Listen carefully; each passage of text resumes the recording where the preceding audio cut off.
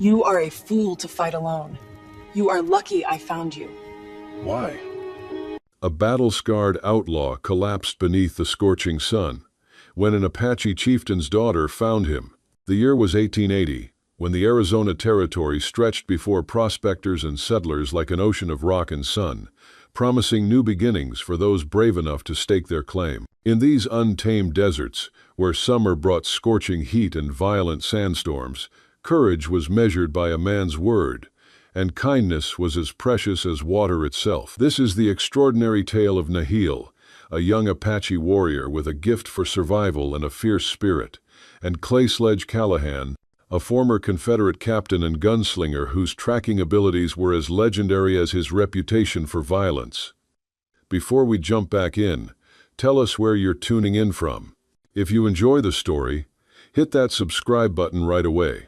And if you don't, then just hit the like button anyway to keep more Wild West love stories coming. The summer of 1880 descended upon the Arizona desert with merciless heat. From horizon to horizon, the landscape shimmered under the relentless sun, crimson rock formations bending in waves with each hot breeze. Those who had survived previous summers knew to respect the sudden violence of flash floods, the danger of hostile encounters, and the terrifying power of the unforgiving sun. In these brutal lands, Clay Callahan rode a path carved in dust and sorrow, a silent rider dragging the weight of a past that clung to him like a curse. His name was whispered in saloons and camps, half in fear and half in pity. Sledge, the war-born moniker that had followed him like a vulture, feeding on whatever scraps of humanity he had left. Once, it had meant survival. Now, it was nothing but a chain around his neck. He hated it,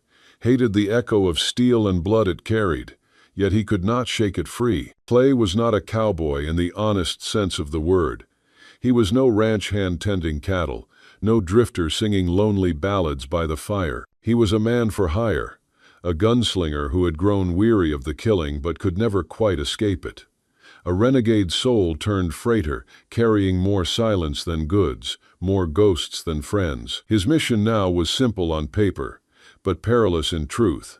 Haul a sealed crate from Tucson to a mining outpost buried deep in Apache territory, a place where the earth itself still trembled with the memory of war. The crate's contents were a mystery, and he didn't ask. Men like him knew better than to ask. Gold waited for him at the other end, and gold had a way of numbing questions. Still, as rebel, his bay stallion carried him mile after mile. Clay felt the weight of that box press heavier than oak or iron. Sometimes, in the silence of the desert, he swore he could hear something shift inside, a sound softer than breath but crueler than memory. He had ridden for days, the land stretching endlessly beneath a pitiless sun. Canyons bleached bone-white by centuries of merciless light yawned around him, jagged mountains clawed at the horizon, and the desert floor shimmered like a mirage of broken promises. Rebel moved with steady, tireless grace, hooves crunching against sun-baked earth, each strike sounding like a muted drumbeat of fate. The air carried the bitter tang of sagebrush, the dry perfume of dust, the faintest coppery ghost of blood spilled long ago. Silence reigned supreme here, so heavy it felt alive, pressing against his chest, whispering into his ears. It was the kind of silence that could unmake a man, piece by piece, until only regret remained. Only the creak of leather straps and the low hum of the desert wind dared disturb it. And always, behind his eyes, he saw them, the men who had fallen by his hand, their faces frozen in the last instant before death. They walked with him, silent as the desert itself, staring, accusing, reminding him of the man he once was and the man he could never be again. Clay Callahan rode on, a shadow among shadows, toward a fate he neither wanted nor believed he deserved. As a former Confederate captain, Clay had seen his share of violence, both on the battlefield and in the lawless towns that had sprung up after the war. He had sought redemption by leaving the past behind. But the past, he had learned, was a stubborn shadow. It followed him, whispered his name in the wind, and haunted his dreams. He had once been a man of honor, but war and desperation had eroded that honor, leaving behind a hollow shell of a man who now sought nothing more than peace and solitude. His only hope for that was to make enough money to disappear, to find a place where no one knew the name Sledge. The ambush came without warning, like a storm tearing open a clear sky, a sudden eruption of gunfire echoing from a ridge of red rock looming above the lonely trail. For a heartbeat, the desert seemed to hold its breath, and then violence fell upon Clay Callahan.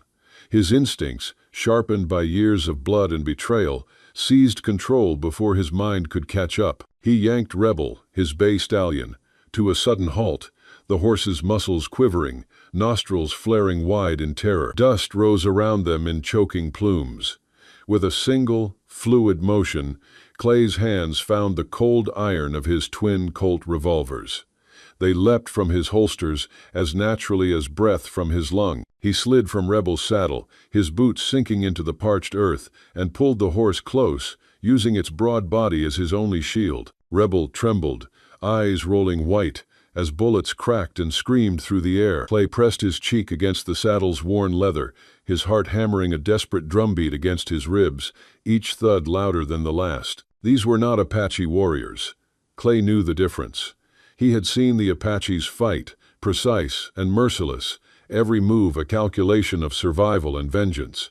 No, this rain of lead was sloppy, hurried, desperate. These men were not warriors, but carrion common bandits, desert vultures, crawling from shadows in hopes of snatching gold from a passing stranger. Clay returned fire.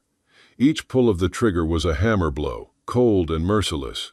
He did not fire to wound.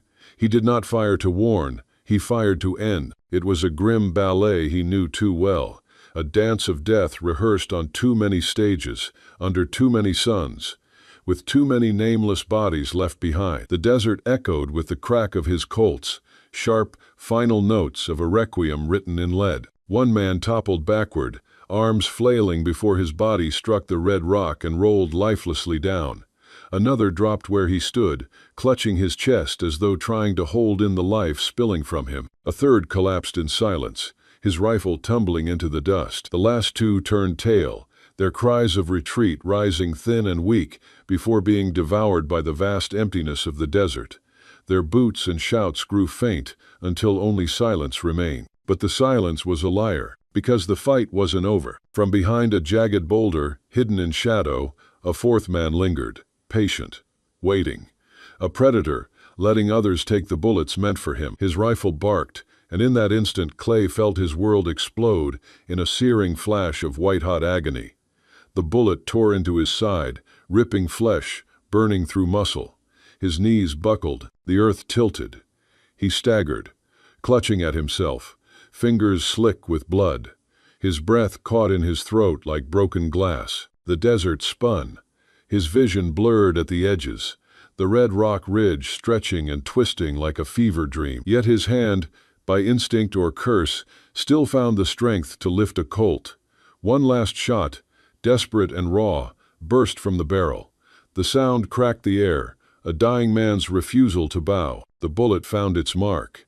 The bandit jerked, his cry cut short, his body folding and falling, another shadow claimed by the dust. And then silence returned. Not peace, never peace, but silence. Clay sank to his knees, his revolvers heavy now, heavier than stone, slipping from his grip to rest in the dirt. He pressed his palm hard against his wound, feeling the relentless pulse of life draining away. The desert sun poured its merciless heat upon him, baking blood into black crust along his side. Flies already buzzed, drawn by the scent of death, as though the desert itself were eager to claim him. The crate, the cursed, God-forsaken crate that had dragged him into this ambush, lay a few paces away, its wooden sides scarred by stray bullets, its iron bands glinting faintly in the afternoon light. His reason for being here, his payment waiting on the other side, his chain. He stared at it, and a bitter laugh rose in his throat, choking him, torn away by the wind. A man had killed and bled for less, but Clay had spent a lifetime killing for causes he did not believe in. The war had given him a name, Sledge. A brutal brand burned into his soul for the way he ended fights without hesitation, crushing life beneath the cold certainty of his will. It was a name he despised, yet one he carried like an invisible shackle, dragging behind him with every step. Now here he was again, bleeding into the dust for another man's coin, alone beneath the sky's merciless eye. Victory, they would call it. Survival, perhaps. But to Clay Callahan, the victory was hollow, nothing more than another scar on a soul already mangled by too many battles, too many graves. The wind shifted, carrying with it the faint cry of a hawk, circling high above. Its shadow passed over him, a fleeting shape moving across his body, as if measuring him for death. Clay gritted his teeth, tasting copper on his tongue, and forced himself to move. He could not die here, sprawled in the dust like carrion. Not yet. Not without finishing this cursed job. Not without finding somewhere to lay down in peace, if peace still existed for men like him. Every step was agony. He stumbled toward Rebel, who stood trembling, ears flicking nervously, but loyal enough not to bolt. Clay leaned heavily against the horse, his blood smearing across its flank. He tied the crate back onto the saddle, each motion sending lances of fire through his side, his breath coming ragged, shallow. His vision dimmed, stars bursting at the edges. Still, he mounted. Somehow, he mounted. The world swayed as he settled into the saddle, his body weak, swaying like a broken reed in the wind. He pressed his heel lightly, and Rebel obeyed, carrying him forward into the endless horizon. Behind him lay bodies cooling in the dust, their blood soaking into the red earth, nameless men who would never be mourned. Ahead lay only more desert, more silence, more ghosts waiting to ride beside him. And Clay, bleeding, broken, but unyielding, pressed on. For in these brutal lands, there was no rest for men like him.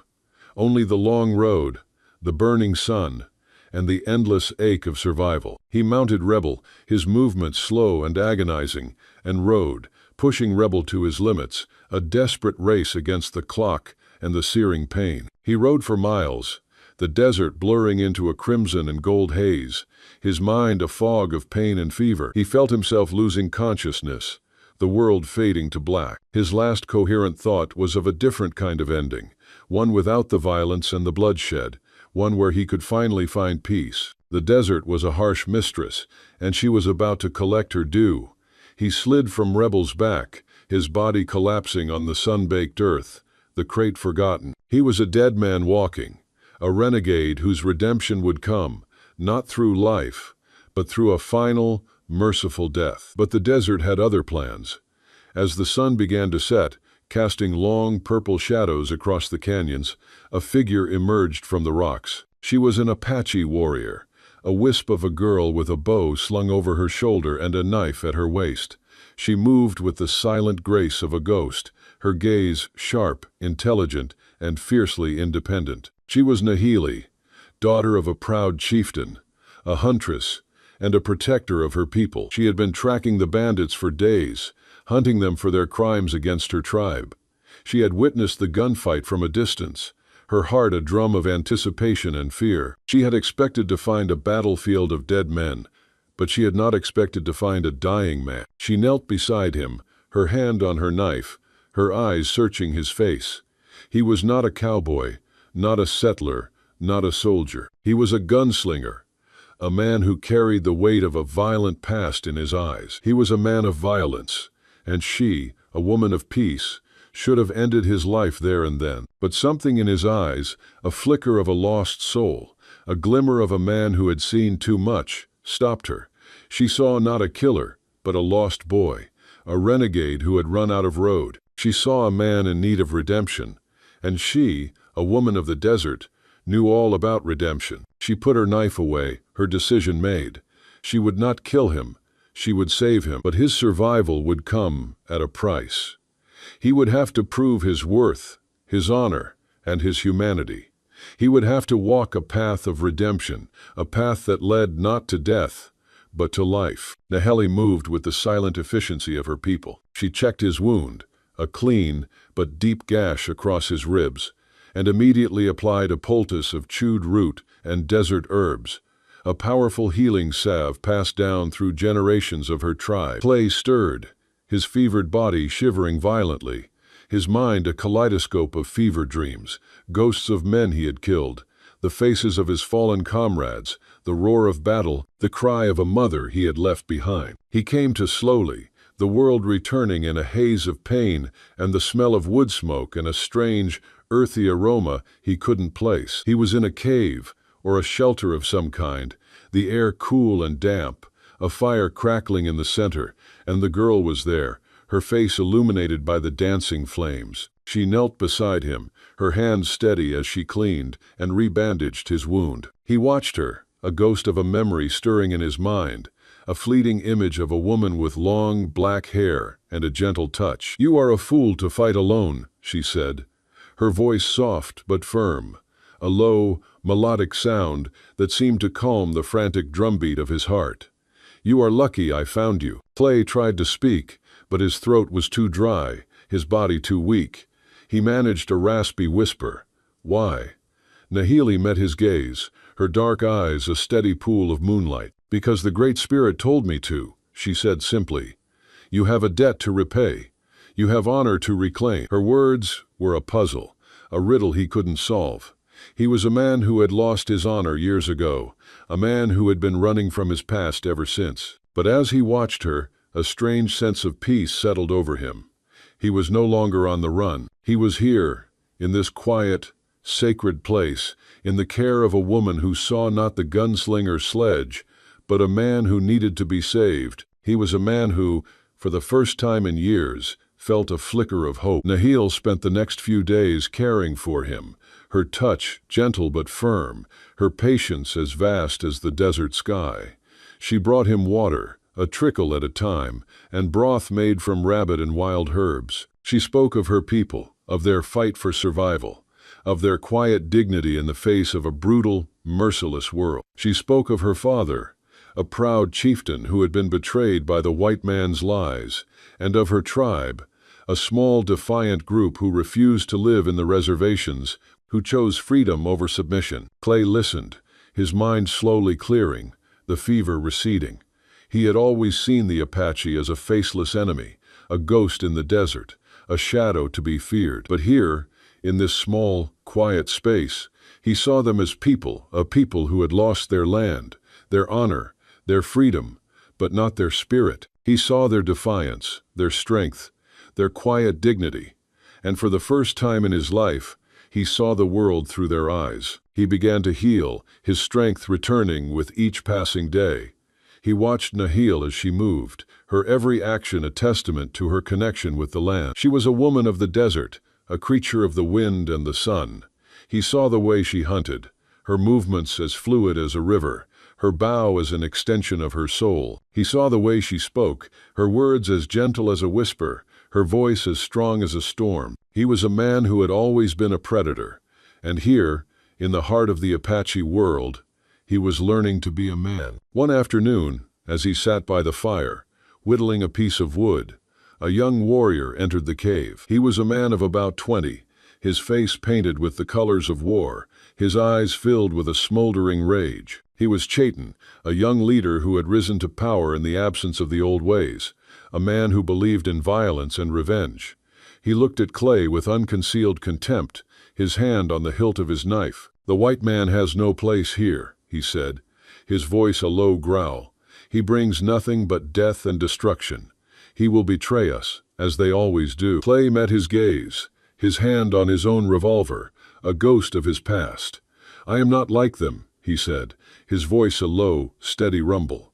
"I have no quarrel with you." Chaitin laughed, a harsh, brutal sound. "You have their blood in your veins, white man," he said. "You are all the same. A man who carries a gun is a man who seeks to use it. You will die for your crimes." Nahila stepped between them, her body a shield, her voice a quiet, insistent melody. "He is my guest, Chaitin," she said. "He is under my protection. You will not harm him. The Great Spirit has a plan for him.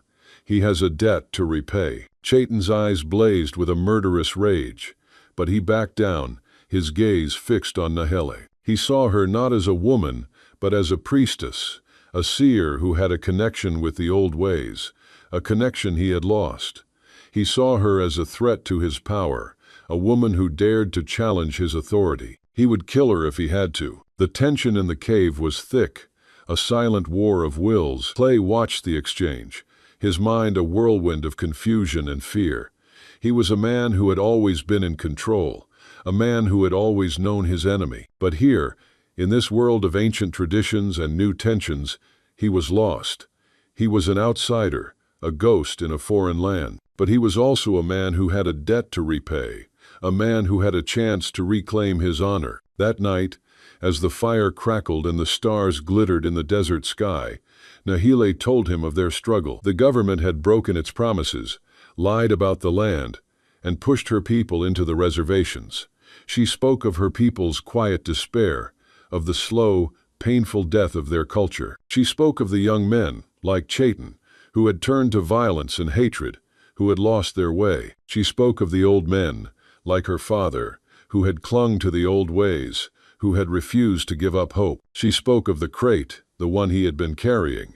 She knew what was inside it. It was a shipment of rifles, a shipment that would be used to kill more of her people, to push them further into the darkness.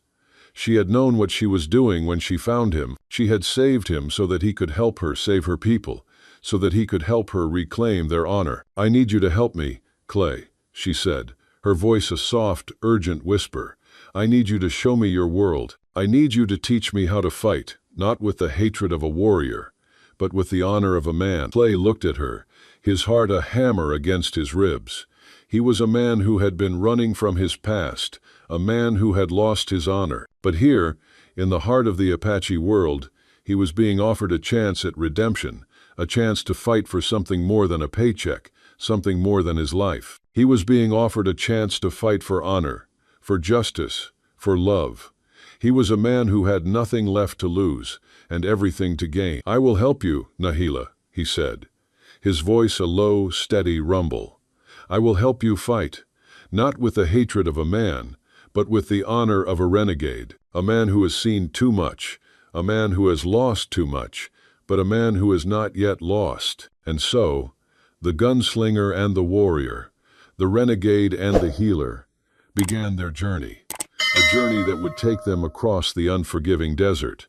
A journey that would test their courage, their honor, and their love. If you like Wild West love stories or Wild West stories, drop a bunch of 1 second and your place in the comments for the Wild West Love channel. Tell me where you're listening from so I don't feel so alone out here. The days that followed were a blur of training and transformation. Clay, once a man of solitary violence, now found himself a teacher, his past a brutal lesson in survival. He taught Nahile how to handle a rifle, how to aim with a steady hand, how to reload with speed and precision. He taught her how to read the land not just for water and sustenance, but for the tracks of men, for the signs of a coming storm, for the subtle whispers of a lurking enemy. He saw in her a fierce intelligence, a quiet hunger for knowledge, a deep respect for the land and its people. She was a quick study, her movements fluid and graceful, her aim as true as a desert hawk's. She was a warrior, a hunter, a protector, and with each passing day she became more. But their time together was not without its challenges.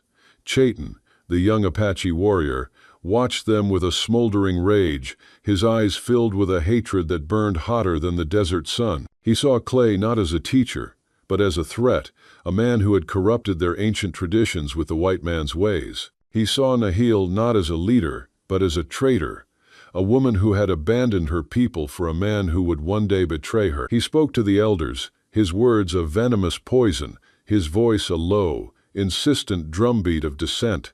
He warned them of Clay's hidden agenda, of his past as a gunslinger, of his dangerous knowledge. Clay felt the tension, a thick, suffocating presence that clung to the air like a ghost. He was an outsider, a man who had no place in this world, but he was also a man who had made a promise, a man who had a debt to repay. He had seen the quiet dignity of Nahile's people, their gentle strength, their unwavering faith, and he knew he could not betray them. He had found a reason to fight, a reason to live, and he would not let go. One morning, as the sun rose, painting the sky in a blaze of crimson and gold, Nahile and Clay rode out, their destination a remote canyon where they would practice their skills. They moved in silence, a fluid, graceful dance of man and woman, their horses a part of them. As they rode, Clay saw a flash of movement on the horizon, a low-lying dust cloud that could only mean one thing: soldiers. He pulled his horse to a sudden halt, his heart a frantic drumbeat against his ribs. "Riders," he said, his voice a low growl. 2 miles, coming fast. They're on our trail." Nahil's face was a mask of cold fury. "They have found us," she said, her voice a low whisper. "We must go back. We must warn them." But it was too late. The soldiers, a small detachment of cavalry, had already spotted them. A single rifle shot cracked through the air, and Clay's horse went down, a strangled cry escaping its lips. Clay hit the ground hard, his arm a searing, white-hot flame of pain. He looked up to see Nahili, her face pale with shock, her body a blur of motion as she ran, her bow in her hand. "Run, Nahil," he yelled. "Go back. I'll hold them off." But she shook her head, her eyes filled with a fierce, unwavering determination. "I will not leave you, Clay," she shouted. "We fight together." And so they did. They fought not with the wild, desperate fury of cornered animals, but with the cool, calculated precision of two people who had found a purpose, a reason to live, a reason to die. Clay, his arm a dead weight, fired his revolver with his good hand, each shot a hammer blow, each bullet a grim reminder of his past. Nahili, her bow a silent, deadly weapon, sent arrow after arrow flying through the air, each one finding its mark with a soft, brutal thud. But they were outmatched, outgunned, and outnumbered. They were forced to retreat, fighting a desperate, losing battle. Clay felt his strength fading, the pain in his arm a suffocating presence. He was a gunslinger, a man who had always been in control, but here, in this unforgiving desert, he was at the mercy of fate. He was a man who had found his honor, and he was about to lose it all. They were cornered, trapped against a rock face, the soldiers closing in, their faces grim and determined. Clay looked at Nahili, his heart a well of quiet despair. He had found a reason to live, a reason to fight, and he was about to die. He looked at her, a warrior queen in the midst of a battlefield, and a grim smile touched his lips. "I'm sorry, Nahili," he said, his voice a low, steady rumble. "I could not save you." But she shook her head, her eyes filled with a fierce, unwavering determination. "You have saved me, Clay," she said. "You have taught me to fight, not with the hatred of a warrior, but with the honor of a man. You have shown me a way to live, a way to be free. You have given me a life worth fighting for." And so they fought. They fought with a quiet, desperate courage, a final, defiant act of love and honor. They were not just a gunslinger and a warrior. They were two souls who had found each other in the heart of the desert, two renegades who had found a home in each other's arms. They were a testament to the power of love, to the courage of a man who had nothing left to lose, but everything to gain. When the last of the soldiers fell, they were left alone, two exhausted souls in a world of silence and dust. They looked at each other, their bodies bruised and battered, their hearts a well of quiet despair. They had survived, but at what cost? They had a debt to repay, a fight to continue, but a deep sense of hopelessness settled over them. They had fought a good fight, a fight for their people, a fight for their honor, but they had lost. "Hey there, friend, take a moment and get yourself a full glass of water. It's easy to forget, but staying hydrated is crucial for your health. Also, if you've been sitting for a while, do a quick lap around the room and give your eyes a break from the screen. Your body will thank you." But they were not alone. The sun was setting, painting the sky in a blaze of crimson and gold. And as they watched, a ghost of a memory, a flash of an ancient tradition, a glimpse of a different future, appeared on the horizon. It was a single rider, a solitary figure on a horse, a man who had come to collect a debt. It was the spirit of a gunslinger, a renegade who had found his honor, a man who was about to lose it all, a man who was about to give up, to let go of everything he had fought for, everything he had lived for. He was a man who, for the first time in his life, was about to run from a fight. But as he looked at Nahili, at her bruised and battered body, at her eyes filled with a quiet, desperate courage, he knew he could not run. He was a man who had found his honor, a man who had found his purpose, a man who was about to lose it all. He was a man who, for the first time in his life, was about to run from a fight, but he was also a man who had found something worth fighting for, a woman worth dying for. He was a man who had a debt to repay, a debt of love, a debt of honor, a debt that would last a lifetime. He was a man who had found his redemption, and he was about to pay the ultimate price. He was about to give up his life for the woman he loved. The cavalry patrol's discovery of the small, battered Apache encampment was a grim testament to the long, unforgiving war that had consumed the territory. Chayton, the young, hot-headed warrior, had been right to fear the white man's methods. The soldiers, under the command of Captain Thorne, a man with a reputation for mercilessness, had captured Naheli and Clay, their auras of defiance and dignity no match for the brutal finality of steel shackles. They were marched to Fort Stanton, a grim fortress of adobe and stone that stood like a monument to a broken peace. Clay, with his former rank as a Confederate captain, was a curiosity, a traitor to the white race, who had cast his lot with the savages. He was subjected to relentless interrogation, a grueling test of his will and his loyalty. "Why, Callahan?" Thorne asked, his voice a low growl, his eyes filled with a cold, unforgiving light. "Why abandon your own kind for them?" "They're not my kind," Clay replied, his voice a low, steady rumble, his gaze unwavering. "And I'm not a renegade. I'm a man who found his honor." Thorne laughed, a harsh, brutal sound that echoed in the cold, stone-walled room. "Honor?" he said, his voice laced with venom. "You think you found honor by consorting with heathens. You think you found honor by fighting against your own people. You're a fool, Callahan, a fool and a traitor." But Clay refused to break.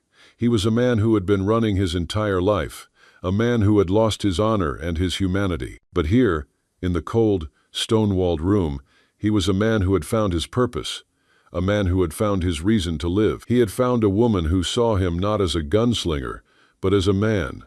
He had found a people who saw him not as a white man, but as a friend. He had found a reason to fight, a reason to die. Meanwhile, Nahela was held in a separate cell, her heart a heavy weight in her chest. She was a warrior, a hunter, a protector. But here, in this cage of steel and stone, she was just a woman, a prisoner of a war she could not win. The soldiers, in their brutal, merciless way, tried to break her, to force her to reveal the location of her tribe. But she, a woman of the desert, was as unyielding as the rock formations of her homeland. She refused to speak, her silence a defiant, unyielding weapon. Clay, in his cell, heard her screams, each one a hammer blow to his heart. He was a man who had seen too much violence, a man who had caused too much pain. But here, in this brutal fortress, he was a man who had found a reason to fight. He was a man who had a debt to repay, a debt of honor, a debt of love. He was a man who would not let a woman suffer for his choices, his past, his sins. He was a man who would do anything to save her. He began to plan. He was a man who had always been a master of strategy, a man who had always been in control. But here, in this cage of steel and stone, he was a man who had to improvise. He studied the guards, their routines, their weaknesses. He studied the fort, its layout, its defenses. He saw the cracks in their armor, the holes in their defenses, the ways in which he could break free. He knew he couldn't do it alone. He needed a distraction, a diversion, a way to draw the guards away from their posts. He found it in himself, in his reputation as the legendary gunslinger Sledge. He began to provoke the guards, to taunt them, to challenge them to a fight. He spoke of his past, of the men he had killed, of the towns he had raided. He spoke of his name, a name that struck fear in the hearts of men. He was a man who was about to give up his life for the woman he loved, and he would do it with a final, desperate act of defiance. The guards, in their arrogance, rose to the bait. They saw him not as a man, but as a challenge, a testament to their own power. They planned to kill him, to make an example of him, to show the world that no one could defy them. Clay, in his cell, smiled. He had found a way to save her, a way to repay his debt, a way to find his redemption. He would give up his life so that she could live, so that she could be free. He was a man who had lost his honor, and he was about to reclaim it with a final, desperate act of sacrifice. On the day of the execution, the fort was a flurry of activity. The soldiers, in their shining uniforms, stood at attention. The townsfolk, in their faded clothes, watched with a morbid curiosity. The sun was a white-hot disk in the sky, its heat a suffocating presence. Clay was led to the gallows, his head held high, his gaze fixed on Nahele, who was led out to watch his final moments. Their eyes met, a silent language of love and loss, a final, desperate farewell. He was a man who had nothing left to lose, but everything to gain. He had found a woman who saw him not as a gunslinger, but as a man. He had found a people who saw him not as a white man, but as a friend. He had found a reason to fight, a reason to die. He had found his honor, his redemption, his love, and he was about to pay the ultimate price. He was about to give up his life for the woman he loved. As he stood on the gallows, his hands bound, his head held high, he looked at Nahele, a silent promise in his eyes. He had found her, a quiet, brave woman who had shown him the way to redemption. He had found his purpose, his reason to be. He was a man who had lost his honor, and he was about to reclaim it with a final, desperate act of sacrifice. He was about to give up his life so that she could live, so that she could be free. He was about to die for a cause he had never believed in, for a woman he had never known. He was a man who had found his way home, and he was about to leave. If you're watching on television, don't hesitate, grab your phone and hit subscribe to my channel so you'll never miss out on our amazing characters. The trap was sprung. Just as Captain Thorne gave the order to proceed with the execution, a fierce, coordinated attack erupted from the surrounding canyon. Nahele's people, led by a small band of their most cunning warriors, descended upon the fort with a silent, deadly fury. Bows and arrows flew, their movements as fluid as the desert wind, their aim as true as the hawk's eye. The chaos was a storm, a whirlwind of gunfire and arrows, of men fighting for their lives, for their honor, for their freedom. In the midst of the chaos, Clay, with a final, desperate surge of strength, managed to slip his hands from the flimsy bindings. He was a man of action, a man who had always found a way to survive. He was a man who had nothing left to lose, but everything to gain. He broke free, a ghost in the midst of a battlefield, a renegade soul who had found his redemption. He fought not with the cold, brutal precision of a gunslinger, but with the quiet, desperate fury of a man fighting for his life, for his love, for his honor. He found Nahele, her eyes wide with fear and relief, and together they fought, a dance of death and survival, a silent ballet of two souls who had found each other in the heart of a storm. They fought side by side, a man and a woman, a gunslinger and a warrior, their hearts a single, pounding drumbeat of defiance and hope. They were not just a man and a woman, they were two renegade souls who had found a home in each other's arms.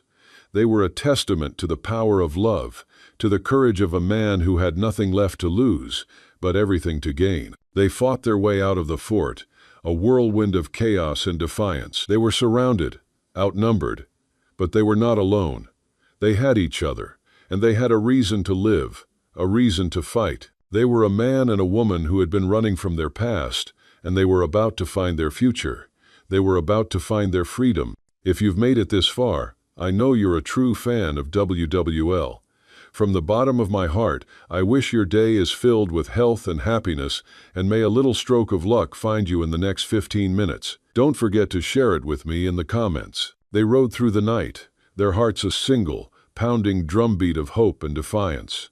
The desert was a vast, silent ocean, and they were two solitary souls sailing its endless waves. They rode for miles, the land a blur of crimson and gold, their minds a fog of exhaustion and adrenaline. They rode until the sun rose, painting the sky in a blaze of fire, a promise of a new day, a new beginning. They found a quiet, hidden canyon, a place where the sun touched the earth with a gentle kiss, a place where a small, clear stream whispered a song of life and renewal. They dismounted, their bodies bruised and battered, their hearts a well of quiet hope. They had made it.